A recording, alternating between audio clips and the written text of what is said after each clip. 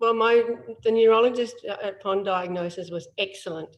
He told me about Parkinson's WA. He explained to me what was causing, the dopamine loss. He explained and gave me drew drawings and showed me about what Parkinson's actually was. He told me about the medication. He put me on medication straight away, and he told me about how it would work. Within 3 days, my handwriting had come back and I'd lost my tremor. And when he told me about Parkinson's WA, he also said, Parkinson's WA will be able to give you information, but also you need to see a Parkinson's nurse. And so I contacted Parkinson's WA within a couple of days, and they arranged for me to have a nurse call me, and she was at my house within 3 weeks. And she was sort of like the person that wasn't the doctor, who was my friend, who was also a professional. So she came to the house for 3 hours. She talked about Parkinson's.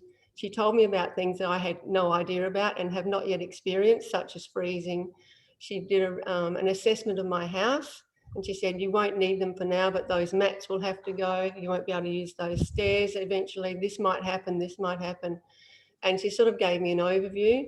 She also talked about the services that Parkinson's WA was offering at that time. And so I started straight away doing Tai Chi. I also went to yoga for Parkinson's. And I didn't go to the singing, but I wish I had, because later on I went back and it was really good. And I also started doing red light therapy. So we sort of had an idea that we were going to move to Queensland. And so I contacted Nikki Creeber at the Toronto Noosa Parkinson's Support Group. And I started looking at some of the things that they had done. And I saw Robert Williams talking about red light therapy and photobiomodulation. So before we even left to move here, we were stayed in WA for 10 months before we relocated here. And I started red light therapy straight away. And that photobiomodulation is, for me, not trying to lose my tremor like Robert did, not trying to get my sense of smell back, but to try and stave off Parkinson's dementia. It sort of reassured me that there were people behind me who knew what they were doing and what I might need. Because Parkinson's WA was offering quite a few services, but they're also offering information, etc., as do the other Parkinson's state bodies. But I sort of felt that she was the go-between between the neurologist and my GP. I didn't actually go back to my GP very much once I was diagnosed, because I felt that I was going to the neurologist every 3 months and he was asking me the appropriate questions and checking on me. And she sort of became the person that I could contact about medication, because some people said to me, oh, you need to take glutathione. And I'd never heard of glutathione.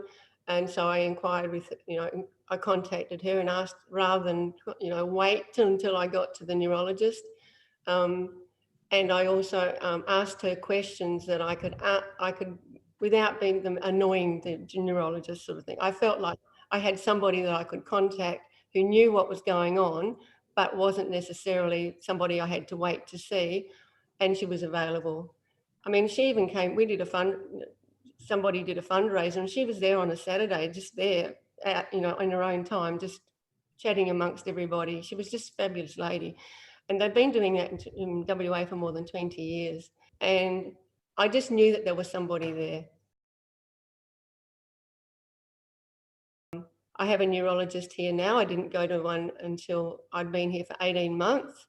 But I still think that it'd be really good to have somebody for newly diagnosed people to get reassurance, get information, not necessarily too much information, because sometimes that can make you a little bit frightened about what the future might hold. But I'm not scared of the future, because I feel as though with all that information that I have, that I'm in control of what's happening with me, as much as you can be.